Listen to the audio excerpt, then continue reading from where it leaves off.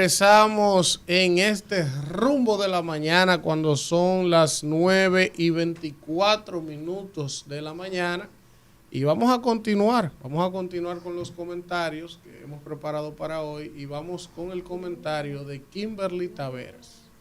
Gracias, Elvin. Y la verdad es que lo que pasó nos obliga a todos a tener que hablar de esta lamentable situación que desde que comenzó la temporada ciclónica, pues nosotros estamos muy preocupados por lo que va a pasar como país con relación a este tipo de fenómenos naturales. Pero antes de, yo quisiera, te estoy mandando algo ahí, Claudia, para pedírtelo más tarde, ahora en nuestro comentario, una imagen que quiero mostrar más adelante. Pero antes de, señores, yo quiero dar una buena noticia para todos los que nos están escuchando y que la gente se alegre un poco y que sepa que de los barrios nada más no salen cosas malas, que salen muchas cosas buenas e importantes.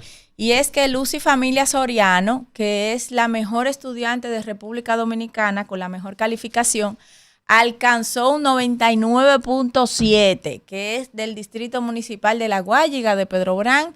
Es sobrina de uno de los maestros más destacados de nuestra comunidad, el profesor Moya, como le decimos cariñosamente. Y Lucy, que sacó 99.7, que es un orgullo de La Guayiga, de Pedro Brán y de todo el país, es una jovencita muy disciplinada, muy estudiosa y que quiere estudiar ingeniería industrial. Yo espero que con el ministro de la Juventud y con la MESID se pueda conseguir una beca internacional, que es el sueño de esta pequeña niña que quiere ir a estudiar a España, ingeniería industrial. Así que yo espero que mi amigo ministro Nino Félix y el ministro de la MESI, Franklin García Fermín, nos ayuden a conseguir una beca internacional para Lucy. Ojalá que Tolentino se haga eco de esto y mucha otra gente que vive pendiente a lo que pasa en los barrios como La Guayiga y todas las guayigas que hay en el país. Dicho esto, señores, quiero entonces abundar un poco sobre la situación que vimos este fin de semana y que obviamente ha dejado mucha gente desplazada de sus hogares, muchos daños materiales y pérdidas humanas, que es lo más lamentable. Muchos medios hablan de 24, otros de 23 e incluso otros hasta de 30 fallecidos durante el paso de este conjunto de fenómenos naturales que tuvimos por el país, donde se duplicó prácticamente la cantidad de lluvia que cayó en el fin de semana con relación a ese 2 de noviembre del año pasado, ¿verdad? 4 de noviembre del año pasado, donde en el Distrito Nacional hubieron varias inundaciones, pero el resto del país pues no fue tan afectado, si algunos lugares. En esta ocasión, todo el sur, San José de Ocoa, San Juan, donde murieron 5 personas arrastradas por un río, varios municipios también de la provincia de Santo Domingo, incluyendo siempre, lamentablemente, el nuestro, Pedro Brán, La Guayiga, que tiene varios pasos de ríos y de cañadas, pues donde tenemos en el país más de 14,000 personas que fueron desalojadas de su vivienda para ser llevadas a albergues seguros, a escuelas, a iglesias, a los clubes deportivos, donde se puso de manifiesto, como siempre, la solidaridad del pueblo dominicano, donde la defensa civil, miles de voluntarios estuvieron allí para ayudar, los cuerpos de bomberos de los diferentes distritos municipales, de los diferentes municipios. Estuvieron las alcaldías muy activas, muy diligentes, incluso antes de la tormenta, el plan social, también vimos ahí al director del gabinete, a Gloria, a todos los organismos del Estado, a Robertico, muy activo para brindar las asistencias necesarias al Ministerio de Obras Públicas, claro que sí. A propósito también de la tragedia que vimos en el túnel, en el paso a desnivel, que es algo que el gobierno entero se movilizó. Yo he escuchado mucha gente hablar sobre el tema y referirse que si uno, que si el otro. Y yo preguntaba el viernes cuando tuvimos la llamada aquí de Jean Suriel de que si se había hecho alguna evaluación de los posibles daños que pudieran causar este fenómeno. Y también cuando tuvimos la entrevista con el director de la Defensa Civil, le preguntamos lo mismo. Ellos dijeron, bueno, hay una alerta amarilla y tal para la provincia de Santo Domingo. Y como siempre, cuando pasan este tipo de situaciones, empezamos a buscar culpables, que si el gobierno hubiese hecho esto, que si hubiésemos hecho aquello. Y por eso yo quiero hablar de un tema que he abordado desde diferentes perspectivas, que es el tema del cambio climático. Pero en esta ocasión quiero hablar de la justicia climática. Ustedes saben que desde el 2015 en París se habló del Acuerdo de París, donde muchos países firmaron y se comprometieron a disminuir las emisiones de gases de efecto invernadero para disminuir el calentamiento global con este objetivo. Hay un cuadro que yo tengo por ahí que me gustaría que, si ya me lo tienes ubicado, este Acuerdo de París, donde muchos países estuvieron dándole seguimiento, se pusieron metas claras de cambiar la forma de productividad, volviendo los sistemas amigables con el medio ambiente, más competitivos, disminuyendo los costos, sobre todo a los países que tienen la gran responsabilidad de las emisiones. Aquí en este cuadro, como ustedes pueden ver, China está en primer lugar, luego le sigue Estados Unidos, la India, y así los que nos están viendo a través del YouTube van a poder ver cómo es la responsabilidad que se distribuye básicamente en 12 o 13 países que tienen esta gran carga de emisiones de gases de efecto invernadero. Y en ese Acuerdo de París, que fue seguido de esta resolución que la ONU establece el año pasado durante el foro que se realizó, de que se llevará a cabo ante la Corte de Justicia Internacional los casos de las obligaciones, los casos de los países que incumplan con las obligaciones establecidas en el Acuerdo de París, y que además de esto van a empezar a establecer responsabilidades claras. El país que inició con someter esta resolución es uno de los pequeños estados insulares que están siendo de los más vulnerables frente al cambio climático.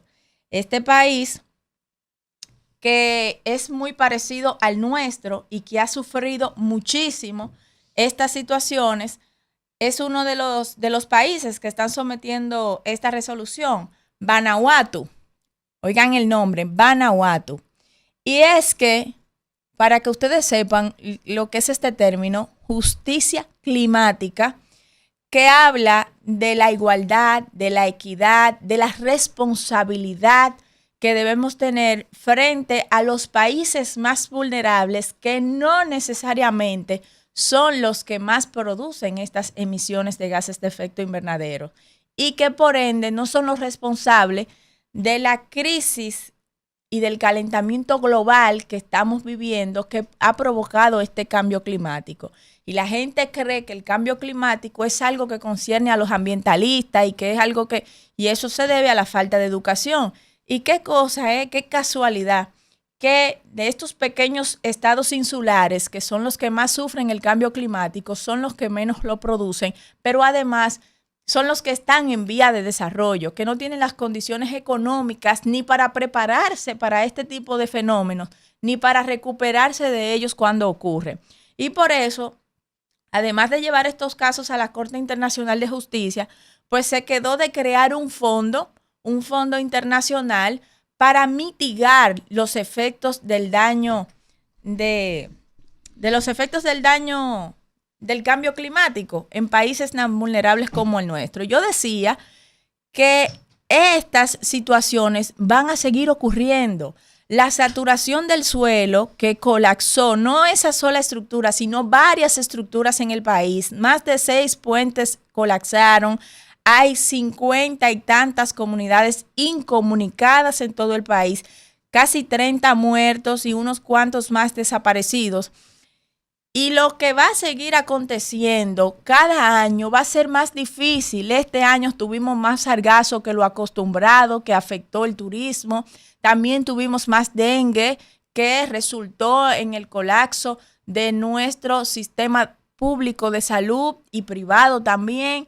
También este año tuvimos más calor que en todos los años anteriores, tuvimos más lluvia, casi el doble que de lo que tuvimos el año anterior. Y eso cada año va a ir empeorando. En 30 o 40 años, aquí no se va a poder vivir de la agricultura porque productos tan importantes para nosotros como el café no se van a poder cosechar en los suelos que van a estar erosionados y van a estar en las temperaturas que no son las necesarias para producir estos productos. Y además de eso, el turismo quizás no se va a poder vivir de él. Entonces es por eso que nosotros tenemos que tomar este tema en serio. Aquí existe un comité para el cambio climático que lo he visto en muy pocas actividades.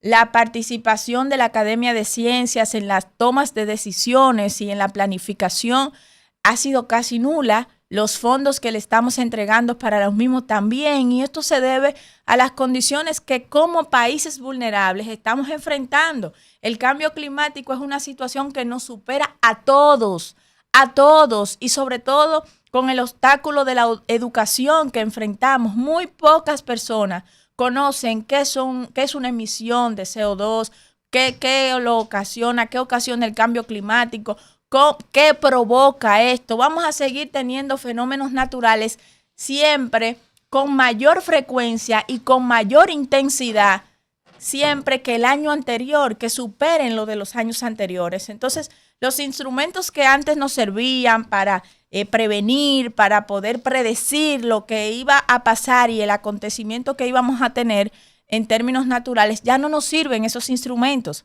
La ciencia frente al cambio climático ha quedado corta y va a la carrera, y más para un país en vía de desarrollo como somos nosotros. Entonces, creo que debemos unirnos a esta petición, a esta resolución que ha hecho Vanuatu y a otros países que como el nuestro son pequeños. Ellos son pequeños estados insulares en vía de desarrollo, y nosotros, esta isla que está comprendida de dos naciones y que hay una de ellas que ni siquiera es un estado, sino una selva que enfrenta muchísimas situaciones, nosotros tenemos que ver el cambio climático como una seria amenaza para República Dominicana. Y es hora ya de que el gobierno dominicano y que toda la sociedad civil, como se ha hecho en todos estos países, que los estudiantes de derecho de la sociedad civil han encabezado las luchas frente al cambio climático, le exijamos a esas grandes potencias que son las responsables de los gases de efecto invernadero y de la responsabilidad ambiental con la que han sacado mucho provecho económico de la misma, pues mantengan y provean los fondos necesarios para que países como el nuestro puedan enfrentar situaciones como las que vivimos este fin de semana y como las que vamos a seguir viviendo.